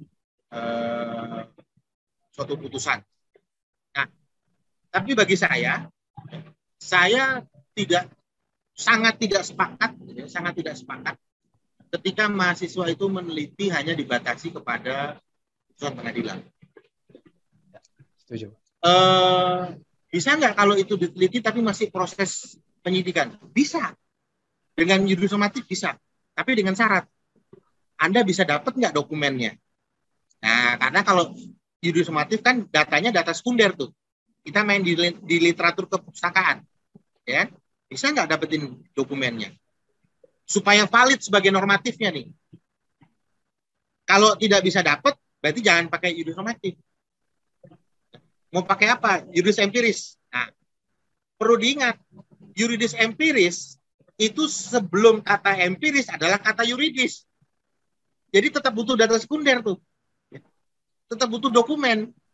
Walaupun nanti dibarengi dengan wawancara segala macam. Nah, apa yang paling tepat misalnya kalau kita nggak punya data sama sekali? Kita bisa pakai misalnya sosiolegal. Ya. Saya terus terang saya tidak berani mengatakan diri saya orang sosiolegal ya. Karena saya juga menggunakan berbagai macam instrumen analisis dari ilmu komunikasi, linguistik, dan segala macam. Tapi saya nggak mau mengatakan saya sosiolegal. Saya tetap juris normatif, tapi dengan pendekatan, jadi gini, Prof. Joni Ibrahim itu pernah mengatakan begini, keuntungan dari juris normatif itu adalah dapat menggunakan berbagai macam model pendekatan. Nah, saya masuk dari sisi itu. Ya. Kemudian saya gabung dengan pendekatan analisis wacana kritis supaya saya tidak terpaku kepada dokumen. Saya bisa menggunakan data yang ada di internet. Saya bisa menggunakan data yang ada di media. Nah, pendekatan analisis wacana kritis membolehkan itu. Nah, itu saya masuk di situ. Ya. Jadi sudah saya gabung itu. Memang akhirnya masuk ke mixed method. Kan ada tuh pendekatan mixed method. Tapi saya juga nggak mau mengatakan saya jago mixed method gitu. Karena pijakan saya tetap juris normatif, tapi dengan berbagai macam pendekatan. Jadi konsekuensinya, kalau tidak ada dokumennya yang sah, Mas harus menambahkan metode lain. Menambahkan pendekatan lain, analisis wacana kritis. Dari berbagai media bisa kita gunakan tuh sebagai data. Tapi buntutnya tetap harus ada wawancara dari terhadap si korban yang dijadikan pelaku itu, yang dijadikan tersangka itu. Harus ada tetap. Itu konsekuensi metodis namanya. Mau tidak mau, harus dilaksanakan. Kira-kira begitu, Mas Agus. Iya, Pak. Satu lagi, Pak. Mohon izin. Ya, monggo, Mas Agus. Ya, sebetulnya, Pak, kalau yuridis normatif dengan sosiolegal research itu beda atau sama, Pak, ya? Karena dari berbagai literatur yang ada, agak susah tuh untuk membedakan itu antara sosiolegal research dengan yuridis empiris begitu. Itu sama atau beda? Ya. Ada yang mengatakan berbeda. Ada yang yuridis normatif, yuridis empiris dengan sosiolegal itu beda. Tapi saya dalam posisi mengatakan itu sama. Ya. Ada juga yang mengatakan yuridis sosiologis, kayaknya Prof. Sukanto. Nah, buat saya itu sama. Cuma mungkin tekniknya yang berbeda. Ya. Kalau sosiolegal itu dia menggunakan dua pendekatan ilmu hukum dan pendekatan ilmu sosial. Nah, yuridis empiris yang dipelajari di kampus-kampus itu tidak menggunakan pendekatan ilmu sosial, hanya pendekatan ilmu hukum, kemudian ditambah dengan data primer, baik dia berupa statistik, kuesioner, depth interview, gitu ya. Hanya itu yang digunakan. Tapi kalau sosiolegal sebenarnya ya, selain konsep ilmu hukum juga ada konsep ilmu sosial. Nah, buat saya kalau yuridis empiris seharusnya juga seperti itu. Ada konsep ilmu hukumnya, ada konsep ilmu sosialnya gitu. Tapi yang diajarkan di kampus selama ini jurus empiris itu data sekunder, data primer. Dibahasnya tetap dengan konsep hukum. Padahal data primer itu nggak bisa dibahas dengan konsep hukum, harus dengan konsep ilmu sosial tuh. Membahas statistik itu kan nggak bisa pakai ilmu hukum. Ilmu hukum tidak mengajarkan statistik, walaupun ada mata kuliahnya. Siap. Itu kira-kira Pak. Siap. Ya, Terima kasih Pak atas ininya penjelasannya. saya rasa waktu juga lah yang bisa Izin Mas Asep. dibatasi Mas Asep. dengan waktu, karena Itu Mbak Vina udah ada. hampir Mbak Vina udah 2 jam. resen tuh. Ya, masih ada yang bertanya? Itu satu terakhir tuh Mbak Vina. Oke, Mbak Vina, monggo silahkan, Mbak Vina, monggo. Oke. Assalamualaikum Pak Rocky, selamat malam. Salam. Ini sedikit pertanyaan. Basic saya lahir di universitas yang sangat formatif. Profesor saya pernah bilang begini, Vina, semua orang itu bisa membaca pasal, semua orang bisa, tapi hanya orang-orang hukum yang memiliki basic ilmu hukum, dia itu akan benar-benar menjaga marwah hukum. Ilmu hukum dia, orang-orang hukum hanya yang bisa menjaga marwah itu, karena sifat dari ilmu hukum itu adalah sui generis. Jadi ini normatif sekali. Ketika saya membaca buku-buku Bapak, saya sudah sampaikan beberapa kali bahwa Pak, karakternya jenengan ini sangat berbeda dengan penulis yang saya baca sebelumnya, karena benar-benar mix method. Saya tidak melihat juridis normatif murni ataupun empiris dalam penulisan Bapak. Jika saya coba untuk menarik dari pernyataan profesor saya bahwa harus ada marwah yang dijaga dalam ilmu hukum. Yang saya tanyakan di sini bukan tentang metode apa, metode normatif atau empiris, Pak. Yang saya tanyakan tentang ilmu bantu. Apakah Bapak punya pakem-pakem tertentu untuk menggunakan pisau analisis berupa ilmu bantu itu tadi agar tidak melukai marwah hukum, Pak? Karena saya sangat melihat ini tulisan beda banget. Tulisan Bapak ini halus sekali, menggunakan ilmu pisau analisa yang sangat halus sekali, mengupas masalah-masalah hukum, tapi nggak kelihatan gitu. Jadi ketata gitu. Pertanyaan saya itu ada pakemnya nggak seperti itu, sehingga bisa menyusun tulisan seperti mix method tanpa melukai marwahnya, Pak. Pertanyaan saya itu aja. Terima kasih, Pak Rocky. Ya, terima kasih Mbak Vina. Mbak Vina ini salah satu partner diskusi saya dulu sampai sekarang. Baik, pertama yang harus dipahami itu, saya sendiri juga pasti mengatakan ilmu hukum itu sui generis, karena dia selalu berpijak dengan norma. Jadi kalau berbicara hukum, nggak berpijak dengan norma, itu bukan hukum, pasti dengan norma. Nah, semua tulisan saya itu selalu beranjak dari norma yang dilanggar dalam konteks perilaku sosial, ya. Jadi misalnya begini, itu di bukunya Anton F. Susanto tentang wajah peradilan di Indonesia, ada satu kalimat disebutkan. Dia wawancara seorang advokat. Advokat itu mengatakan begini, dalam berpraktek selama ini saya seringkali menggunakan pendekatan-pendekatan finansial kepada hakim melalui panitera supaya perkara saya menang. Coba itu dikaji secara normatif. Paling kita akan mengatakan, oh itu suap namanya, ya. Hanya itu, ya. Tapi kalau kita kaji dari sisi yang lain, dari sisi ilmu sosial yang lain, bahwa ternyata interpretasi hakim itu bisa digoyang. Keyakinan hakim yang selama ini kita agung-agungkan di pasal 183, ya. Keyakinan hakim dalam menetapkan orang sebagai bersalah itu kan keyakinan hakim. Ilmu hukum kan nggak ada bahas itu. Coba Mbak Vina searching, cari apa sih yang dimaksud dengan keyakinan. Gak ada konsep ilmu hukum membahas keyakinan. Itu adanya di konsep filsafat banyak itu. Ya. Mulai dari Nietzsche, filsafat kehendak, Hegel, dialektikanya, kemudian Marxis misalnya dengan ekonomi politiknya. Ya. Siapa lagi? Sigmund Freud. Pikiran alam bawah sadar yang mendorong manusia untuk berbuat sesuatu. Nah, itu semua saya ramu untuk mengatakan bahwa ternyata berkaitan dengan putusan pengadilan yang disebabkan karena adanya sogokan.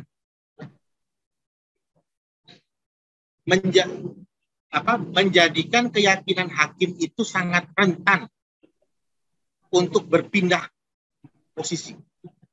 Dan tidak ada sanksi loh. Ini yang perlu kita pahami nih. Kemarin itu Pak Suhadi yang mantan siapa itu? MA, itu kan tertangkap karena melakukan manipulasi kasus. Nah, pertanyaannya yang mendasar sekarang. Kalau dia tertangkap dengan manipulasi kasus-kasus mana aja nih yang dia manipulasi nih? Misalnya ketahuan kasus A, B, C, D. Batal nggak itu kasus-kasus itu? Nah, ini kan masyarakat yang terlukai dengan putusan yang karena dimanipulasi itu kan nggak ada jalan keluarnya nih. Ilmu hukum nggak menyiapkan jalan keluarnya. Orang sudah sampai ke PK kok. Udah stop tuh PK. Nah, jadi ketika saya mengatakan ilmu hukum itu normatif, iya, tapi perlu dibalut dengan ilmu sosial. Cuma nanti endingnya harus memberikan kontribusi kepada ilmu hukum itu sendiri. Jadi balik, Pak. Ilmu hukum, dibalut ilmu sosial, balik lagi ke ilmu hukum. Jadi tetap normatif ya. Gitu. Jadi saya tidak meninggalkan marwah itu. Gitu. Itu Mbak Vina kira-kira Mbak Vina. Cukup puas Mbak Vina? Iya Bapak, matur nuwun sudah. Oke. Ya makasih Mas Rocky, saya rasa sudah waktu juga yang membatasi kita.